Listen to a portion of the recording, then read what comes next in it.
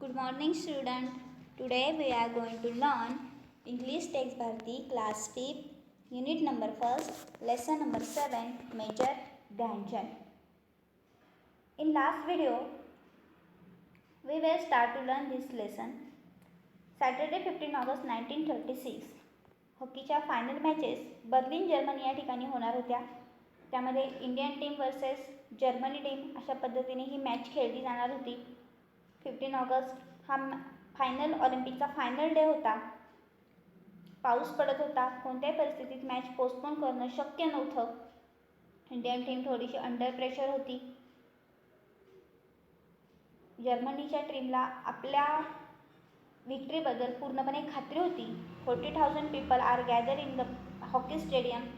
Hockey स्टेडियममध्ये 40,000पेक्षा जास्त लोक मॅच बघण्यासाठी उपस्थित झालेली होती. मॅचला सुरुवात देखील झाली. दोन्ही टीम आपल्या पद्धतीने पूर्ण कौशल्याने खेळत होत्या. कोणत्याही टीमचा गोल होत नव्हता. पण सेकंड हाफमध्ये एकदम 32nd मिनिटला रूपसिंग यांनी एक गोल करण्यात ते यशस्वी झाले. सेकंड हाफमध्ये देखील मेजर ध्यानचंद यांनी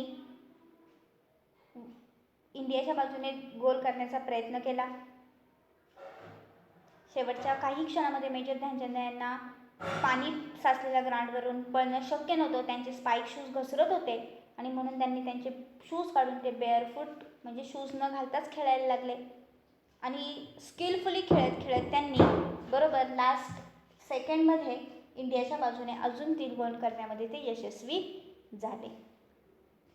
अँड देन पुढे काय झालं ते आज आपण या व्हिडिओमध्ये पाहणार आहोत. So take out your books, page number 17 and let's start. The German strategy had proved fruitless. A defeat started them in the face.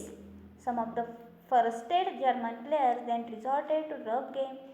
The German goalkeeper pounced on Dhyanchand and hurt him, but Dhyanchand was a true soldier. After a little first aid, he immediately returned to the field and held the spectators spellbound with his game. At last, he scored the last goal of the match just as the game drew to close. The Indian team had won 3rd time in a row. It was the hat-trick Indian team. Indians were the 3rd time winner of the Olympic gold medal. बघा तर काय झालं मुलांनो, a German strategy had proved. अशा पद्धतीने major Dhyan Chand यांनी गोल करण्यास सुरुवात केल्यानंतर इंडियाच्या बाजूने आत्तापर्यंत 4 गोल पूर्णपणे झालेले होते. जर्मन टीमचा फक्त एकच गोल झालेला होता. जर्मन टीमला आपला पराभव, आपली हार समोर दिसायला लागलेली होती. जर्मन टीमने कितीही प्रयत्न केले असते तरी ते आता फ्रुटलेस होते. त्यांना कोणत्याही प्रकारचं फळ मिळू शकलं नसतं. अ defeat started them in the face. त्यांच्या चेहऱ्यावर पूर्णपणे दिसत होतं की आता आपण काही हा गेम जिंकू शकत नाही, आपण हारण्यामध्ये जमा आहोत. Some of the frustrated German players. आता आपण हारणार म्हटल्यानंतर जर्मनचे जे प्लेयर्स होते ते चिडले आणि चिडून ते गेम खेळायला लागले. Then resorted rough game. Rough म्हणजे चुकीच्या पद्धतीने ते गेम खेळत होते आणि गेम खेळत असतानाच जर्मन गोलकीपर पाऊन्स. जर्मनचा जो गोलकीपर होता त्या जर्मन गोलकीपरने काय केलं, मेजर ध्यानचंद यांना पाऊन्स म्हणजे धक्का दिला आणि ह्या धक्काबुक्कीमध्ये मेजर ध्यानचंद हर्ट हिम म्हणजे मेजर ध्यानचंद यांना थोडीशी दुखापत झाली. आता दुखापत झाल्यानंतर प्लेयर खेळणार कसा, but major Dhyan Chand was a true soldier. Major Dhyan Chand हे एक सोल्जर होते. या गेममध्ये खेळण्या अगोदर त्यांनी काही वर्ष सैन्यामध्ये नोकरी केलेली होती. ते एक सोल्जर होते. After a little first aid, थोडीशी फर्स्ट एड घेतल्यानंतर, फर्स्ट एड म्हणजे थोडेसे उपचार केले त्यांनी, जे जखम झाली असेल ती स्वच्छ केली असेल, त्याला थोडंसं बँडेज वगैरे केल्यानंतर he immediately return to the field. ते पुन्हा फील्डवरती खेळण्यासाठी उतरले. And held the spectacles spellbound with his game.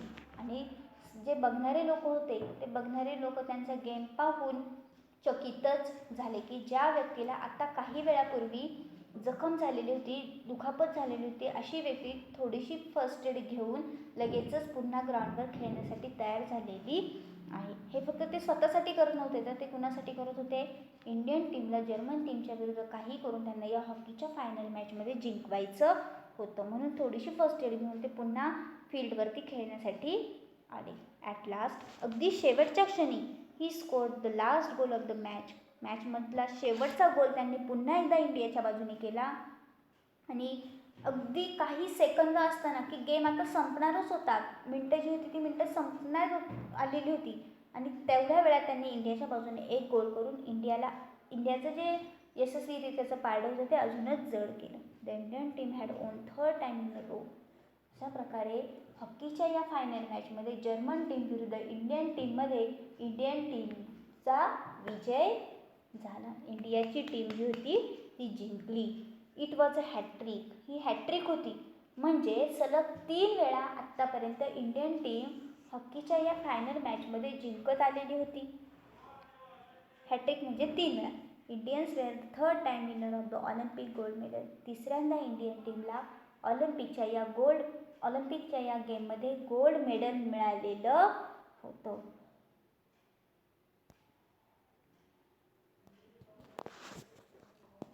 Although Hitler left the stadium before the match was over, he was impressed by Dhyanchand's game. It is said that the German dictator had offered Dhyanchand a higher salary and rank in the German army if he agreed to play on behalf of Germany, but Dhyanchand turned down the offer. After the celebrated victory in the Olympics, Hitler awarded a special gold medal to Dhyanchand. खूपच छान. Although Hitler left the stadium, match संपल्यानंतर सगळी लोक स्टेडियममधून बाहेर जाऊ लागली match बघण्यासाठी. जो जर्मनचा राज्यकर्ता राजा हिटलर त्या ठिकाणी मॅच बघण्यासाठी आलेला होता. तो राजा देखील त्या ठिकाणावरून मॅच बघून निघाला होता. पण जाता जाता मात्र तो ध्यानचंद यांचा जो गेम होता तो गेम पाहून तो खूपच इम्प्रेस झालेला होता. ध्यानचंद यांच्या गेममुळे त्याला खूप इम्प्रेस केलेलं होतं. त्याला खरंच ध्यानचंद यांचं खूप कौतुक वाटत होतं. इट इज सेड दॅट असं देखील म्हटलं जातं की काही जर्मन लोकांनी ध्यानचंद यांना higher salary and a rank in the German army. Major Dhyan Chand यांना ऑफर दिली होती की तुम्ही काय करा, इंडियाच्या टीमच्या बाजूने खेळू नका, तुम्ही काय करा जर्मन टीमच्या बाजूने खेळा. आणि तुम्ही जर जर्मन टीमच्या बाजूने खेळले तर आम्ही तुम्हाला काय करू, चांगल्या लेवलची नोकरी आणि जास्त पगार आम्ही तुम्हाला देऊ. पण मेजर ध्यानचंद यांनी ही ऑफर स्वीकारली नाही. ते म्हणाले मी कधी माझ्या देशासोबत अशी गद्दारी करणार नाही. मी इंडियाच्या बाजूने खेळणार, मी इंडियाच्या बाजूनेच खेळणार. मला तुमची नोकरी नको आणि तुमचा जास्त पगार देखील नको. तसं पाहता गेलं तर वास्तविक आपण जर त्या जागी असतो तर आपण पैशाच्या हव्यासापोटी लगेचच जर्मन टीमच्या बाजूने खेळायला देखील तयार झालो. पण मेजर ध्यानचंद यांनी मात्र तसं काही केलं नाही.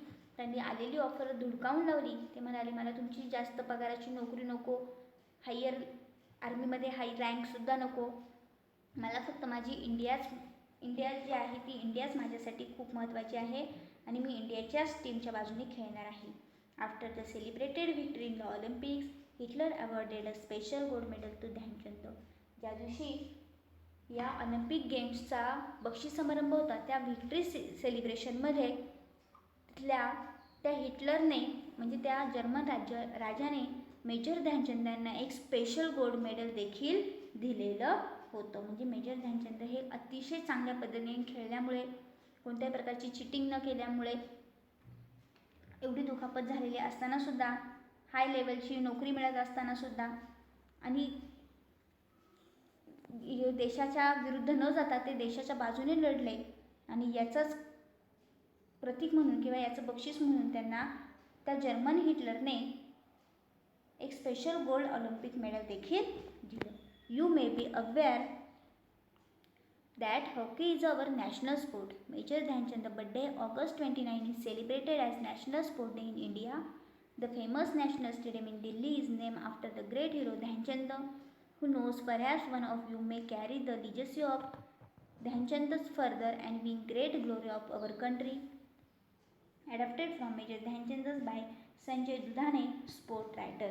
तर शेवटच्या पॅराग्राफमध्ये त्यांनी काय सांगितलं आहे की तुम्हाला सगळ्यांना माहिती आहे की हॉकी हा आपला काय आहे, नॅशनल स्पोर्ट आहे, नॅशनल लेवलवर खेळला जाणारा गेम आहे. Major Dhyan Chand birthday 29 August. मी सुरुवातीलाच तुम्हाला सांगितलं होतं की 29 ऑगस्ट या दिवशी मेजर ध्यानचंद यांचा बड्डे असतो आणि तो दिवस आपण सगळेजण नॅशनल स्पोर्ट डे म्हणून सेलिब्रेट करतो. शाळेमध्ये असताना या दिवशी शाळेमध्ये वेगवेगळ्या प्रकारच्या ॲक्टिव्हिटीज घेतल्या जातात. यावर्षी देखील ऑनलाईन ॲक्टिव्हिटीजचं आयोजन करण्यात आलेलं होतं. तर अशा प्रकारे हा 29 ऑगस्ट नॅशनल स्पोर्ट डे म्हणून इंडियामध्ये सेलिब्रेट केला जातो. The famous national stadium, Delhi या ठिकाणी एक खूप मोठं स्टेडियम आहे की ज्या स्टेडियमला देखील मेजर ध्यानचंद यांचं नाव देण्यात आलेलं आहे आणि त्या स्टेडियमचं नाव आहे ध्यानचंद स्टेडियम.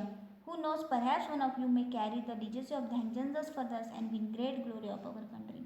ज्या मेजर ध्यानचंद यांनी देशाला जिंकून देण्यासाठी ऑलिम्पिक इव्हेंटमध्ये कोणत्याही स्वतःच्या जास्त पैशाच्या नोकरीची पर्वा केली नाही, एवढी दुखापत होऊन सुद्धा ते थांबले नाही, देशाला विजय मिळवून देण्यासाठी ते लढत राहिले.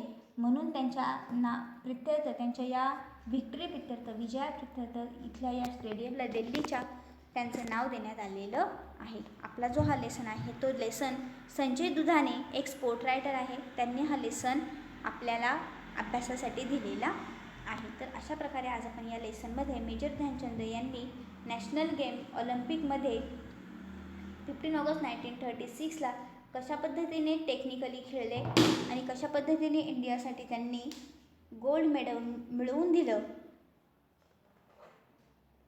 ही माहिती आज आपण या ठिकाणी पाहिली. I hope you all understand this lesson very well. त्यानंतर पेज नंबर 18वर जर तुम्ही पाहिलं तर त्या ठिकाणी तुम्हाला 2 ब्रॅकेट आहेत. एक ग्रीन कलरचा ब्रॅकेट दिलेला आहे आणि एक आहे पर्पल कलरचा. तर त्या 2 ब्रॅकेटमध्ये काही महत्त्वाची इन्फॉर्मेशन दिलेली आहे, ती देखील आपण पाहणार आहोत. त्यामध्ये फर्स्ट नंबर जर पाहिलं तर ग्रीन कलरच्या ब्रॅकेटमध्ये दिलेले आहे the lifeless hockey stick used to come alive in the hands of Dhyan Chand. When he dribbled, the ball just wouldn't leave the stick. Some people even stole his stick and broke them open to see whether they contain a special glue or magnet. Dhyanchand was even made to play with other ordinary stick, but even then his play was as charismatic as ever. तर ह्या green कलरच्या पॅरेग्राफमध्ये सांगितलं आहे तर लाईफलेस hockey stick म्हणजे जी hockey stick लाईफलेस आहे, तिला कोणत्याही प्रकारचा जीव नाही आहे, निर्जीव आहे, अशी ही निर्जीव hockey stick used to come alive. ही निर्जीव हॉकी स्टिक जेव्हा ध्यानचंद यांच्या हातामध्ये यायची तेव्हा ती ध्यानचंद यांच्या हातामध्ये आल्यानंतर ही हॉकी स्टिक जिवंत असल्यासारखी वाटायची. असं वाटायचं की हॉकी स्टिक काय झालेली आहे, जिवंत झालेली आहे. तुम्ही हॉकी स्टिक पाहिली असेल, इथे मेजर ध्यानचंद यांच्या हातामध्ये सुद्धा आपल्याला ती हॉकी स्टिक या ठिकाणी पाहायला मिळेल. ही जी हॉकी स्टिक आहे ती हॉकी स्टिक निर्जीव आहे, तिला जीव नाही आहे, पण ती जेव्हा मेजर ध्यानचंद यांच्या हातामध्ये यायची तेव्हा असं वाटायचं की हॉकी स्टिक काय झालेली आहे, जिवंत झालेली आहे. का बरं? कारण की व्हेन ही ड्रिबल्ड, जेव्हा हॉकी स्टिक हातात आल्यानंतर मेजर ध्यानचंद काय करायचे, हॉकी स्टिकनी बॉल पुढे पुढे पुढे सरकायला सुरुवात करायचे. बॉल जस्ट वुडंट लीव ही स्टिक. असं वाटायचं की बॉल काय झालेला आहे, त्या स्टिकनी तो बॉल पकडून ठेवलेला आहे. स्टिक काय तो बॉल सोडायला तयार नाही आहे. सम पीपल इवन स्टोल ही स्टिक. काही लोक तर काय करायचे, त्यांची स्टिक जी आहे ती हॉकी स्टिक चोरायचे अँड ब्रोक आणि तोडून पाहायचे. Then open when see whether they contain a glue or magnet. त्यांना असं वाटायचं की मेजर ध्यानचंद यांनी काय केलं असावं, ह्या हॉकी स्टिकला आतमधून एखादं मॅग्नेट लावलं असेल, एखादा स्पेशल असा गम लावला असेल, डिंक लावला असेल, फेविकॉल असेल की जेणेकरून बॉल ह्या हॉकी स्टिकच्या जवळ आला तो काय होतो, चिटकूनच राहतो, तो काही बाजूला सरकत नाही. आणि म्हणूनच तो बॉल जो आहे तो बरोबर ध्यानचंद काय करतात, ढकलत ढकलत गोलपर्यंत घेऊन जातात. पण तसं नव्हतं मुलांनो. कोणतीही हॉकी स्टिक अशी जिवंत होऊ शकत नाही. कोणत्या हॉकी स्टिकला अशा विशेष प्रकारचा ग्लू नसतो. ते प्रत्येकाचं खेळायचं कौशल्य असतं. आता तुम्ही जर महेंद्रसिंग धोनी यांचं नाव घेतलं, सचिन तेंडुलकर यांचं नाव घेतलं तर सगळेजण असेच म्हणतील की त्यांच्या बॅटला सुद्धा ग्लू लावलेला आहे, बॉल बरोबर त्यांच्या बॅटला चिटकतो आणि मग ते बॅटने बॉल मारतात आणि 6 आणि 4 होतात. तसं नसतं. प्रत्येकाचं खेळायचं एक वेगळं प्रत्येकाकडं काहीतरी स्किल असतं आणि त्या स्किलनी जर आपण प्रामाणिकपणे जर खेळलो तर कोणत्याही साध्या काठीने जरी खेळायला सांगितलं असतं तरी मेजर ध्यानचंद हे त्या ऑलिम्पिक गेममध्ये जिंकलेच असते. Dhyan Chand was even made to play with an ordinary stick but even then his place was charismatic ॲसेबल.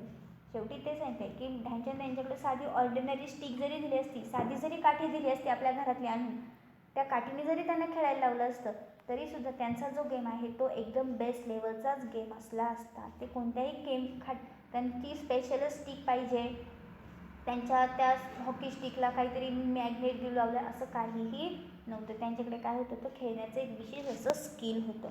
त्यानंतर या ठिकाणी सेकंड नंबरचा जो स्क्वेअर आहे त्यामध्ये देखील काही इन्फॉर्मेशन दिली आहे. ध्यानचंदच real name was Dhyan Singh. He was a soldier in the Indian army. He couldn't practice his game during the day because he used to be busy on his duty as a soldier. That is why he used to practice at night in moonlight. It is believed that his coach fondly began to call him Dhyanchand. Chand means moon. The name stayed with him. खूप सुंदर information. ध्यानचंदच real name. Dhyan Chand यांचं खरं नाव ध्यानसिंग असं होतं. He was a soldier in Indian army.